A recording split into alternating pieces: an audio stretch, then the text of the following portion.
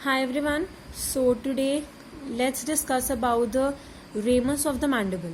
So as you can see, this is basically the ramus of the mandible, and this ramus of mandible is basically roughly quadrilateral in shape.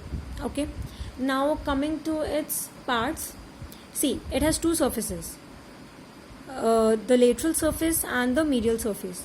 Remember in the last video we talked about the body of the mandible and we said that it had an outer surface and an inner surface, while this ramus of mandible, instead of having an outer and inner surface, it has a lateral surface and a medial surface. Okay, next it has four borders.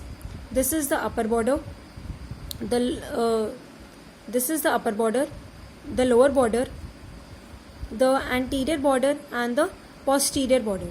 Then you can see two processes over here. So the front one being, this process is known as coronoid process, while this process is known as the condylar process. First of all, let's talk about the surfaces. Now as you can see, this is the lateral surface, and this lateral surface is completely flat and it basically bears a number of oblique ridges. See, it is completely flat and it is uneven because of the presence of number of oblique ridges. Okay, talking about the medial surface, this is basically the medial surface of the ramus of mandible. Well, it is broken. See, this is basically the medial surface of the ramus of mandible. Now as you can see, first of all, you would be able to see over here an opening. See, can you see? So this is basically the mandibular foramen, and this mandibular foramen leads inside the mandibular canal. The mandibular canal then runs into the body of the mandible such that it opens at the mental foramen. Okay. Now as you can see, this is the mandibular foramen, and the anterior border of the mandibular foramen is basically a tongue-shaped structure. So this is known as lingula, and this lingula is basically directed towards the condylar process or the head of the ramus of the mandible. Okay. Next you can see over here a depression. So this is basically the mylohyoid groove. Okay. Next feature which you can see is basically, yes, one very important thing is that this mylohyoid groove, as you can see, begins from the lower part of the mandibular fossa. Okay, and then it will run downwards anteriorly such that it would be losted over the submandibular fossa, as we talked about in the previous video, that this is the mylohyoid line, and below the mylohyoid line there is a depression called as the submandibular fossa.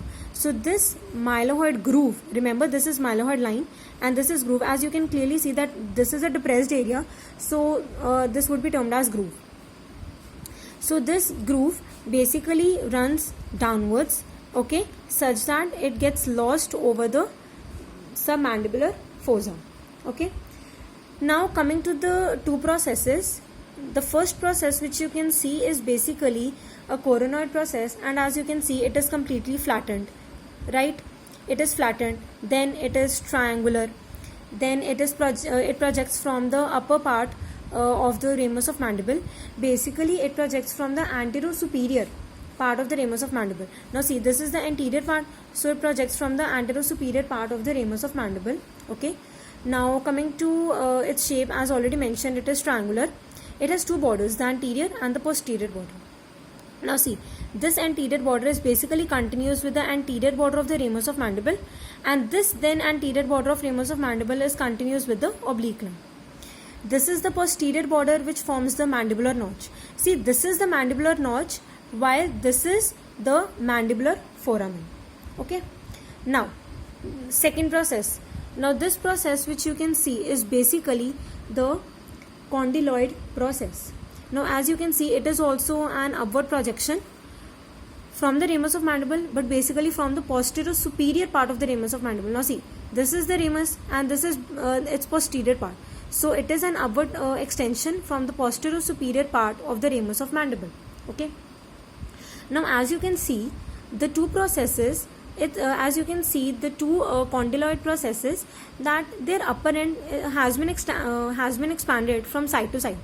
See, the upper end is expanded from side to side.